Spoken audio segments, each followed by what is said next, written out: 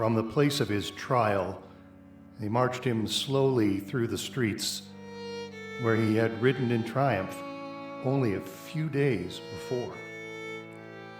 This time the King of the Jews wore a crown of twisted thorns and staggered under a heavy cross to a hill called the place of the skull.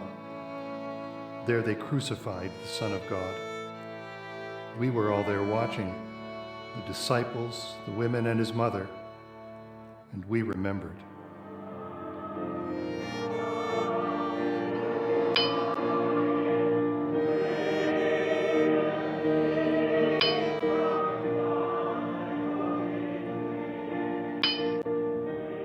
He bowed his head and gave up the ghost, and we watched the blood run down his broken body, and we began to understand the meaning of the bread and the wine. We realized that he didn't have to go through any of this. God had laid upon him the sins of the whole world, and he had gone as quietly as a lamb to be sacrificed. We were watching the greatest act of love the world had ever known.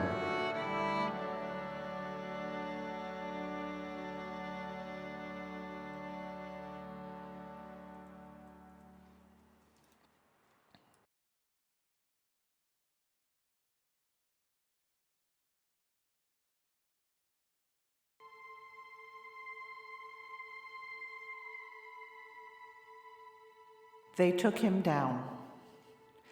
They took him down, his poor dead body, and prepared him for his burial.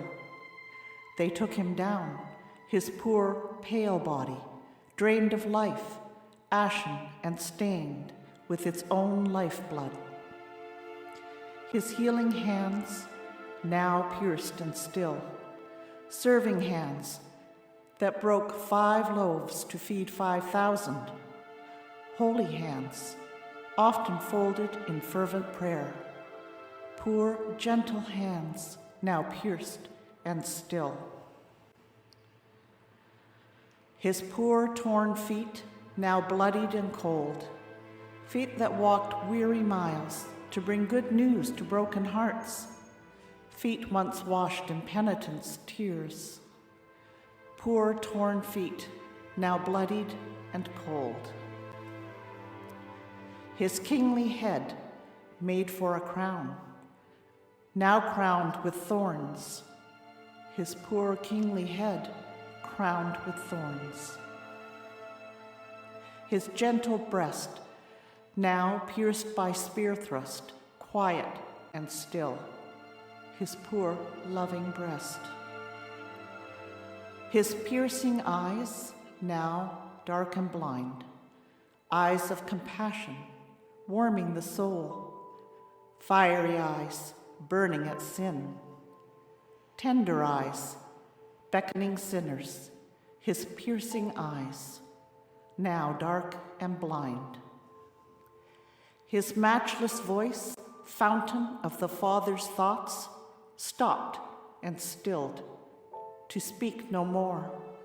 Silence now, where once had flowed wisdom and comfort, spirit and life.